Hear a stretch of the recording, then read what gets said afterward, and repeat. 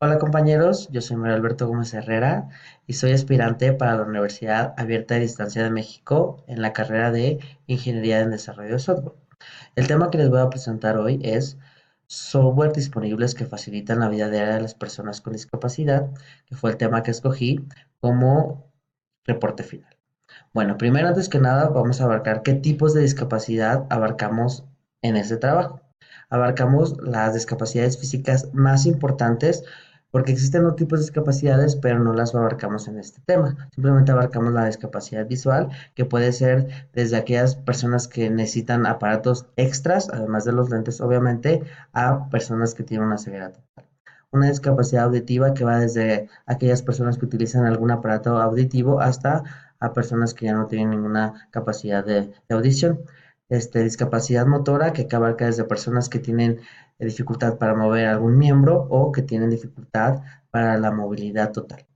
Y personas con discapacidad del habla que puede ser leve hasta grave. ¿Por qué es un tema relevante y de importancia? Bueno, primero que nada es porque 1.000 millones de personas sufren de algún tipo de discapacidad.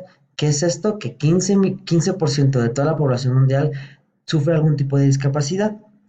Entonces, en México específicamente en el 2018, la INEGI reportó que 5.7 millones de personas tienen algún tipo de discapacidad. ¿Esto qué quiere decir? Que el 5.1% de toda la población del país sufre alguna discapacidad. Es un sector de la población que va creciendo conforme va pasando los años por todas las nuevas enfermedades crónico-degenerativas que van surgiendo. Entonces, es un sector de la población que necesita algún tipo de software específico, no solamente para facilitar su vida diaria, sino para llevar sus actividades desde trabajo, desde la escuela o desde los pasatiempos. Aquí, como podemos ver en la gráfica, la discapacidad en México que más se presenta es la de caminar, moverse, siguiendo siendo la discapacidad visual, la segunda más importante, y la tercera es la de discapacidad para escuchar. Existen otros tipos de discapacidades, como les comentaba, pero aquí en el trabajo simplemente vamos a abarcar las cuatro que les puse al principio.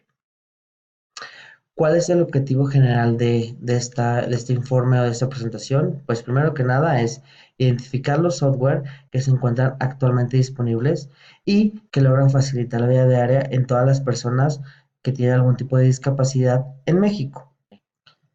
Durante todo el proceso del curso propedéutico realizamos diferentes actividades de investigación y de campo.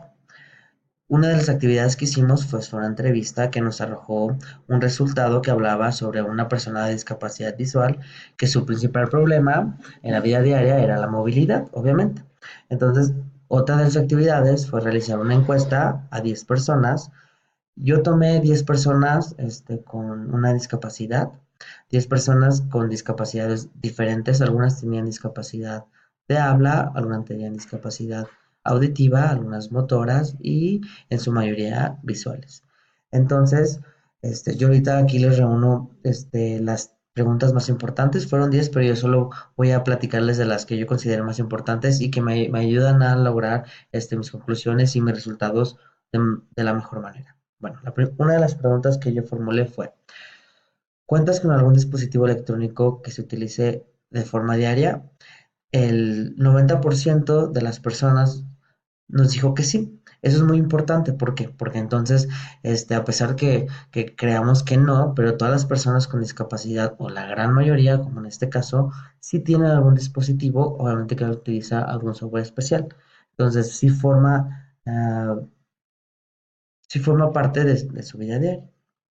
Otra de las preguntas fueron, de los diferentes dispositivos o programas que existen en la actualidad, ¿logras, lograron ayudarte a mejorar tu día a día?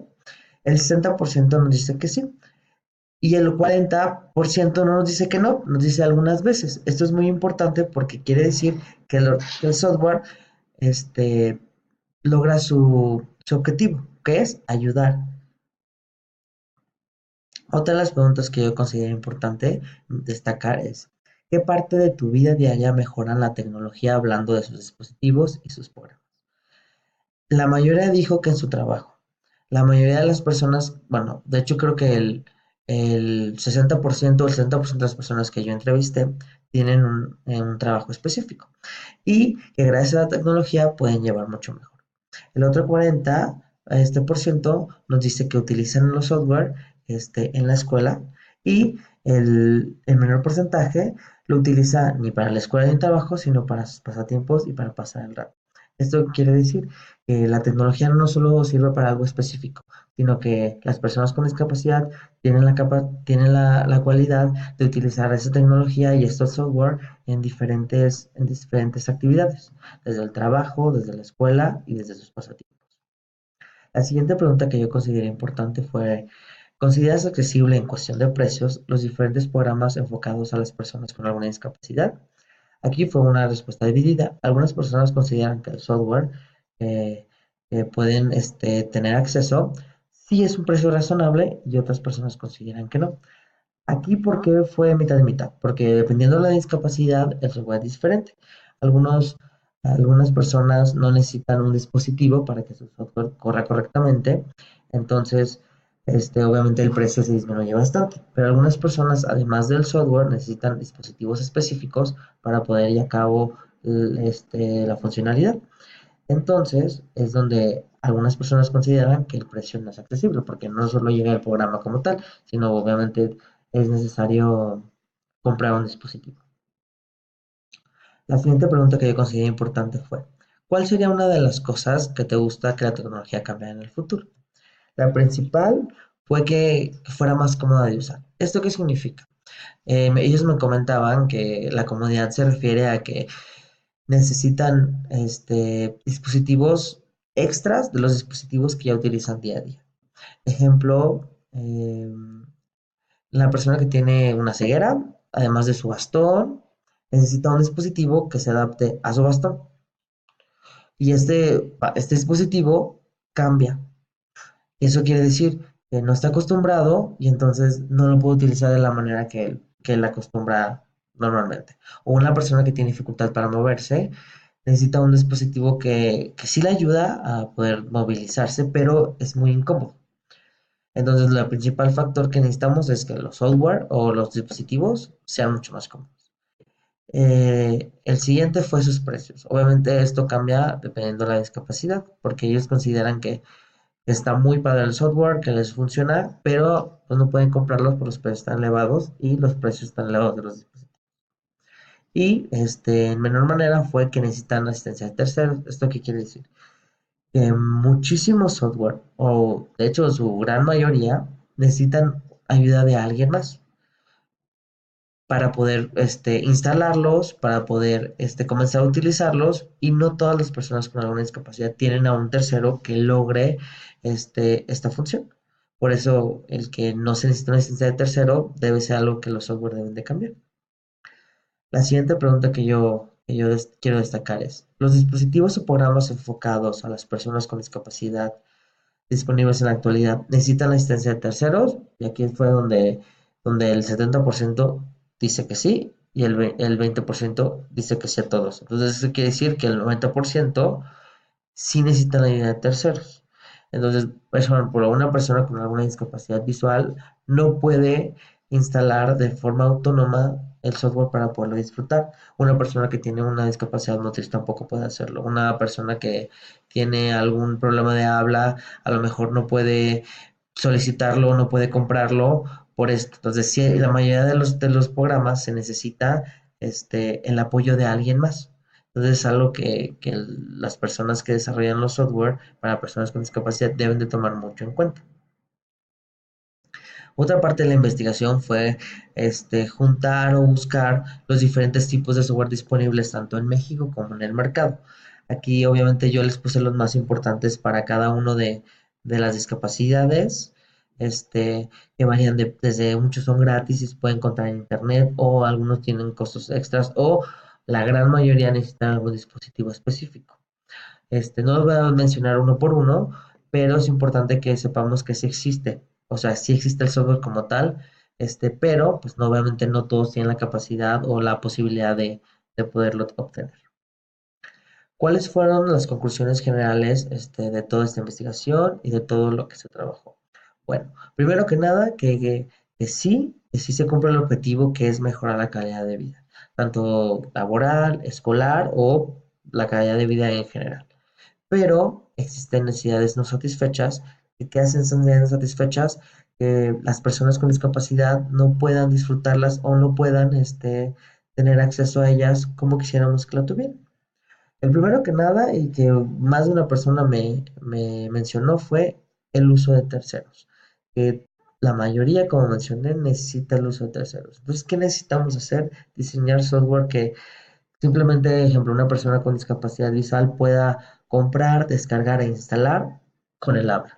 O alguien que no tiene que tiene una discapacidad motriz, simplemente con el movimiento de sus ojos o con el movimiento de su habla pueda hacer lo mismo. Entonces necesitamos que el software se adecue a poder comprar, instalar y usar sin necesidad de alguien extra. Se necesita un software específico. Esto no quiere decir que necesita un software especial, sino ejemplo, hay personas que tienen algún tipo de marca de computadora que otro tipo de marcas que ellos tienen no pueden correrlas. Entonces, muchas veces estos software son tan específicos que no funcionan en todas las computadoras o, ejemplo, no funcionan en todos los celulares. Entonces, es una necesidad que debe de cambiar. Debemos hacer que todos los software funcionen en la mayoría de los software disponibles. ¿Para qué? Para que llegue a más personas. Precios elevados, obviamente eso depende mucho, como lo mencioné anteriormente, de la discapacidad, porque algunos, pues obviamente son más baratas y otras necesitan muchos dispositivos que elevan muchísimo los precios. Entonces, ¿qué tenemos que hacer? Precios más accesibles, ¿por qué? Porque personas, ejemplo, como en México, no todas tienen la capacidad de obtener por esos precios tan elevados. Y los que están gratis, pues sí, obviamente cumplen la función mínima, pero no logran tener todas las opciones que tienen los software de paga. Y la otra es la compatibilidad. Muchos me mencionan que hay unos software muy padres para, por ejemplo, personas que tienen Android, pero para las personas que tienen iPhone, pues no funcionan, o viceversa. Entonces, la compatibilidad no está siendo una necesidad satisfecha.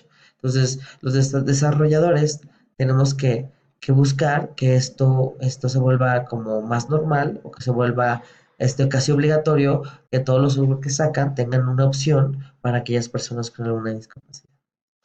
Y otra de las conclusiones que yo encontré es que es necesario buscar normalizar el software para discapacitados en todos los dispositivos. Últimamente, la mayoría de los software o la mayoría de los programas para los celulares tiene alguna parte que ayuda a algunas personas con discapacidad, pero no lo hace de manera completa. ¿Qué se necesita? Que se necesitan muchos software para, si es que existen, para poder complementar el celular. Entonces, las grandes compañías que desarrollan los software, puede ser desde un videojuego o desde el juego de moda o puede ser la aplicación de alarma o cualquier cosa, desde el principio, desde default, debe tener la opción para personas con alguna discapacidad. Obviamente es complicado abarcar todas las discapacidades, pero sí es importante que exista esa opción. Que poco a poco los desarrolladores puedan normalizar y ya cuando saquen su producto desde el día cero, tenga esa opción para personas discapacitadas, para que ellos también puedan disfrutarlas y sacarle el provecho que las personas no discapacitadas utilizamos.